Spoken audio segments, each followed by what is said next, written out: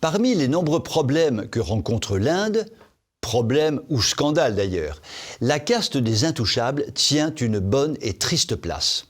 Un intouchable indien est une personne infréquentable, vivant dans la pauvreté ou la misère la plus totale, ne bénéficiant d'aucune protection particulière.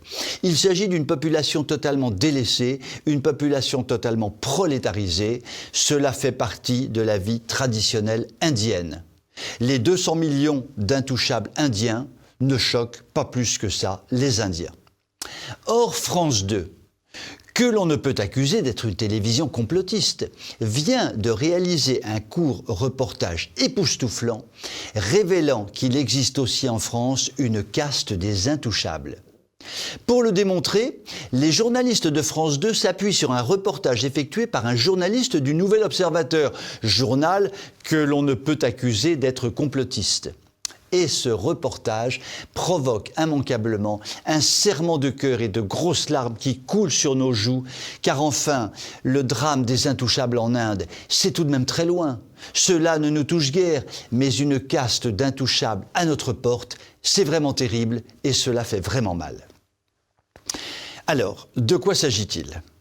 Le fameux journaliste du Nouvel Observateur pointe les revenus cachés touchés par la caste française des intouchables, à savoir les hauts fonctionnaires de Bercy.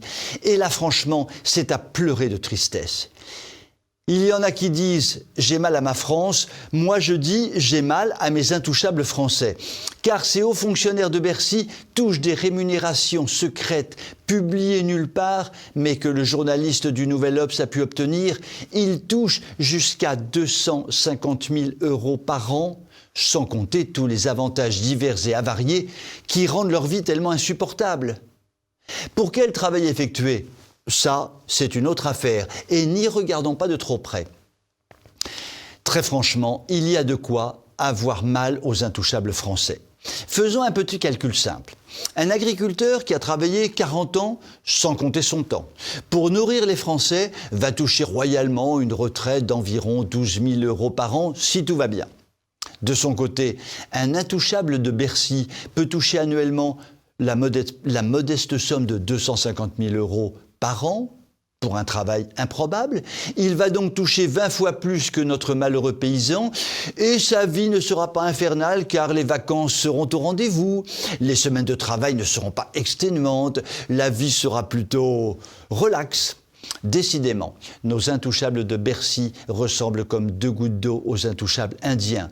Il faudra le plus vite possible leur trouver une mère Teresa pour les sortir de la misère.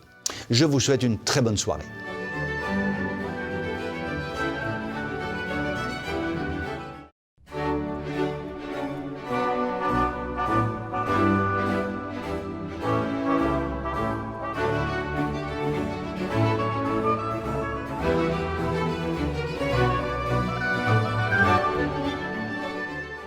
Comme nous le signalons régulièrement sur TV Liberté, la grande lessiveuse des cerveaux des jeunes par le ministère de la Déséducation nationale, pilotée par le très destructeur Jean-Michel Blanquer, mais avant lui par une série impressionnante de ministres des constructeurs, ne peut qu'aboutir mécaniquement à ce que les étudiants des universités se situent très majoritairement dans la mouvance de gauche ou d'extrême gauche.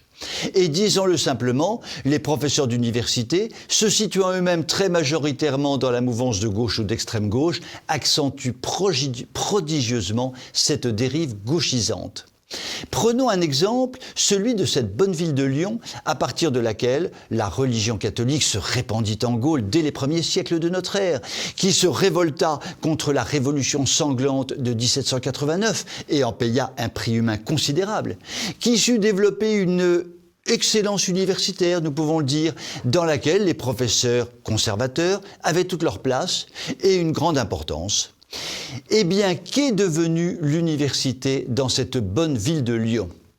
Disons-le clairement, la belle université lyonnaise a basculé à gauche ou a même sombré à gauche, comme le disent certains de ses professeurs. Premier exemple, l'université Lyon 2. Ici, la dérive est complète. Les écologistes et les mélenchonistes y font la loi. La barre à gauche est totale. L'on peut vraiment considérer que Lyon 2 a vraiment sombré en se livrant pieds et poings liés à l'extrême gauche. Second exemple, l'université Lyon 3. Ici, la dérive est tout à fait claire, mais se fait plus subtilement. L'UNEF, par exemple, y est omniprésente et lorsque ce syndicat intervient au début d'un cours, les applaudissements enthousiastes des étudiants montrent sans contestation possible que leur cœur penche à gauche. Certes, la Corpo et l'UNI, syndicats étiquetés conservateurs, ont un local dans l'université, mais se montrent extrêmement discrets car ils savent qu'ils sont très minoritaires. Or, je rappelle que cette université accueillait jusqu'à une période récente de très grands universitaires conservateurs, comme messieurs Gollnisch ou Lugan par exemple. Quant à Patrick Louis, le célèbre conservateur local qui vient de partir à la retraite, son influence s'était considérablement amenuisée au fil du temps. Ces exemples lyonnais sont tout à fait éclairants. Il apparaît que plus rien ne peut s'opposer à la mainmise de la gauche ou de l'extrême gauche sur nos universités, mais également d'ailleurs sur nos grandes écoles et de façon générale sur tous les établissements post-bac. L'exemple caricatural des Sciences Po, devenus des repères d'écolos islamo-gauchistes, suffit à lui tout seul pour démontrer à quel point s'écroule notre système de formation du monde étudiant. Les quelques rares établissements supérieurs qui s'opposent à cette dérive mortelle, comme par exemple l'ICEP, fondé par Marion Maréchal, sont des petites bougies allumées qui permettent de conserver l'espoir que les choses changent un jour. Je vous souhaite une très bonne soirée.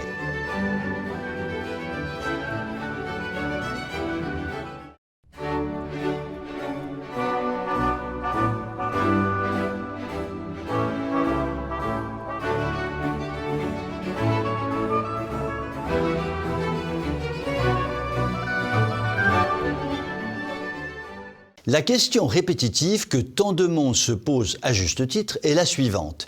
Comment et pourquoi la France s'effondre-t-elle à ce point et à cette vitesse ?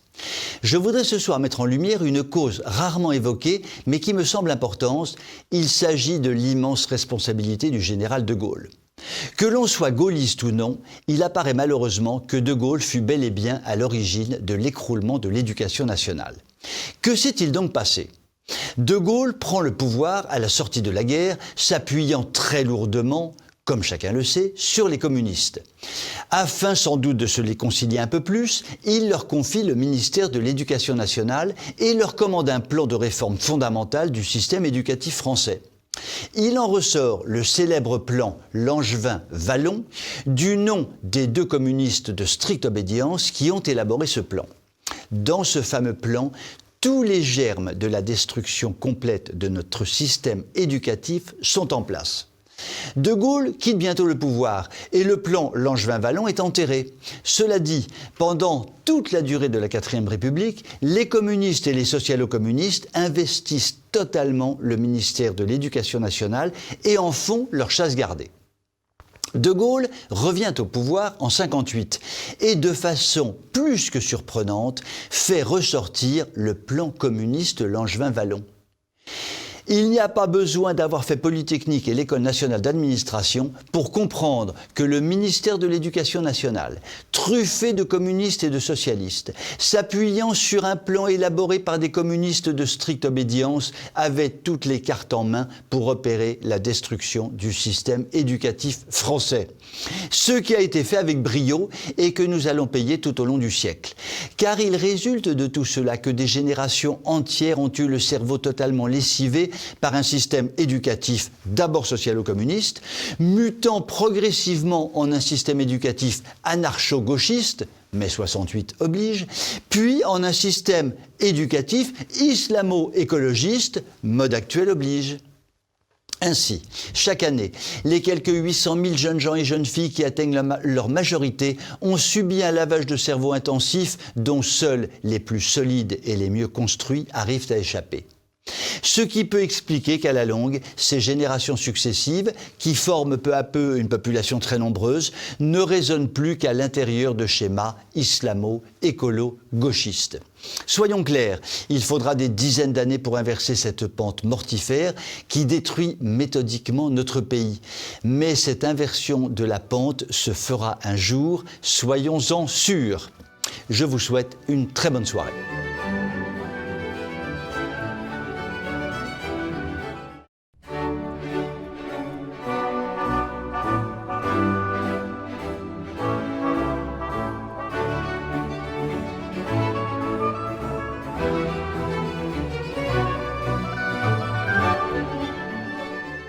Pour tous ceux qui se donnent la peine de se renseigner, il semble qu'un consensus se dégage concernant les différents vaccins anti-Covid et bien évidemment concernant le principal d'entre eux, le vaccin Pfizer. Première donnée désormais admise, le vaccin ne protège absolument pas du Covid, mais se contente d'en atténuer les effets au sein de la population la plus âgée. Seconde donnée, désormais admise, le vaccin n'empêche évidemment pas la transmission du Covid par une personne qui a été vaccinée.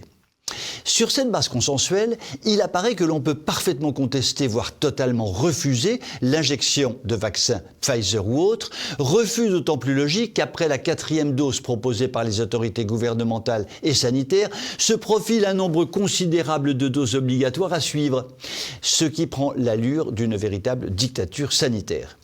Je voudrais ce soir parler d'un sujet dont on parle peu.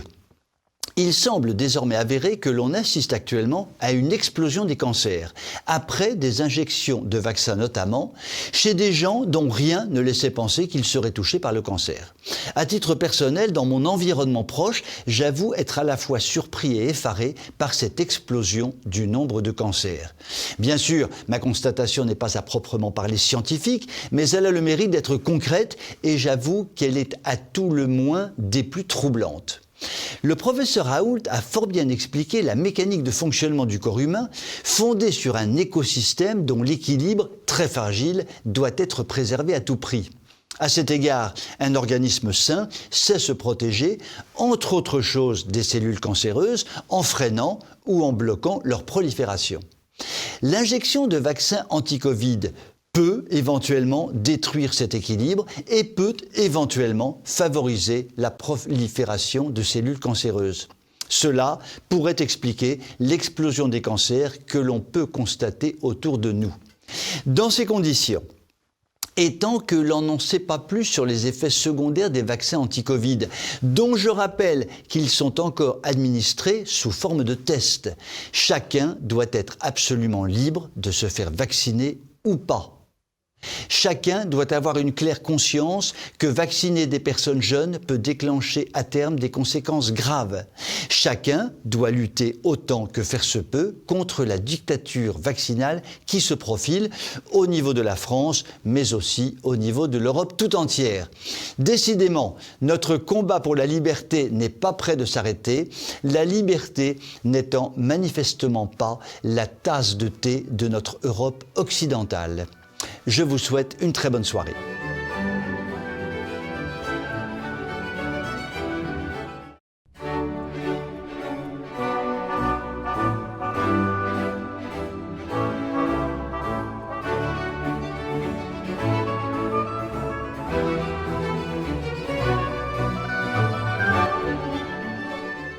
Chers amis téléspectateurs, permettez-moi ce soir de faire une chronique un peu particulière. Il s'agit de parler de vous. En effet, et vous le savez, parce qu'Élise Blaise le dit régulièrement, vous êtes de plus en plus nombreux à regarder le journal du soir et cette preuve de confiance nous va droit au cœur. Et cela d'autant plus que nous venons de vivre 2 ou 3 années particulièrement compliquées, marquées par le Covid et les présidentielles. Je voudrais plus particulièrement parler des commentaires que vous écrivez sur YouTube à la fin du journal. Tout d'abord, ce nombre de commentaires est considérable, souvent supérieur à 1 millier, ce qui traduit une belle réalité. Il existe vraiment une communauté TV Liberté et à titre personnel, je m'en réjouis profondément. Ensuite, vos commentaires sont, la plupart du temps, extrêmement chaleureux, positifs, humoristiques et tout à fait intéressants bien sûr. En outre, lorsque vous manifestez un désaccord avec telle ou telle position prise par l'un d'entre nous, vous le faites généralement de façon sympathique et drôle, ce que je trouve également profondément sympathique. J'imagine que vous comprendrez qu'il nous est évidemment impossible de répondre à chacun d'entre vous, mais je voudrais vous assurer que nous lisons ces commentaires et en tirons le plus grand profit. En effet, si nous nous efforçons de faire notre travail de la façon la plus professionnelle possible, vous pouvez nous donner des éclairages complémentaires qui sont pour nous d'utiles sources de réflexion. Parfois, mais c'est extrêmement rare, un téléspectateur attaque frontalement l'un d'entre nous de façon désagréable, voire un peu grossière. Cela ne nous choque pas outre mesure, cela fait partie du métier. Le très grand Charles Péguy, journaliste de premier ordre, avait l'habitude de dire qu'il fallait que ses éditoriaux mécontentent un certain nombre de ses lecteurs, sinon ça n'était pas le cas et cela voulait dire que ces éditoriaux n'étaient qu'une soupe consensuelle et inintéressante. Côté soupe consensuelle et inintéressante, je crois pouvoir dire sans risque de me tromper que le journal du soir de TV Liberté ressemble plutôt à un plat bien pimenté, ce qui dans les temps actuels est plus que nécessaire. Je conclurai cette chronique en adressant un immense merci à chacun d'entre vous pour votre fidélité à TV Liberté. Merci de continuer à poster des commentaires que nous trouvons toujours intéressants et de parler autour de vous de notre chaîne pour qu'elle continue de croître et d'embellir, ce qui est plus que jamais fondamental dans le contexte actuel de dictature médiatique. Je vous souhaite une très bonne soirée.